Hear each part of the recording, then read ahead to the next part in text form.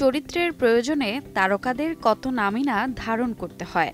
আবার কোনো কোনো তারকা অভিনয় ক্যারিয়ার শুরুর আগেই বদলে ফেলেন নিজের আসল নাম। তবে এমা স্টোনকে নাম বদলাতে হয়েছিল হলিউডে একই নামে দুইজন অভিনয়শিল্পী থাকতে পারে না এই নিয়মের কারণে।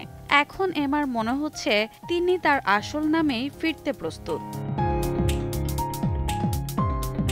সম্প্রতি এক সাক্ষাৎকারে এমা বলেন, কয়েক বছর আগে আতঙ্কিত হয়ে পড়েছিলেন তিনি।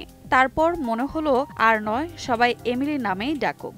মূলত ২০২৪ সালের কান চলচ্চিত্র উৎসবের সংবাদ সম্মেলনে এক প্রতিবেদক যখন তাকে এমিলি নামে ডাকেন, তখন তিনি পরিচালক ইয়র্গোস লান্থিমসের দিকে তাকিয়ে বলেন, এটাই তো আমার আসল নাম। অন্যদিকে বন্ধু অভিনেতা নাথান তো তাকে সবসময় এমিলি নামেই ডাকে, তাই এই নামটি এখন তার সবচেয়ে বেশি পছন্দের হয়ে দাঁড়িয়েছে। স্টোন এক দশকেরও বেশি সময় ধরে এমা নামে পরিচিত, যা এমিলি নামকরণের জন্য একরকম চ্যালেঞ্জই বলা যায়। রোজা চৌধুরী, সময় সংবাদ।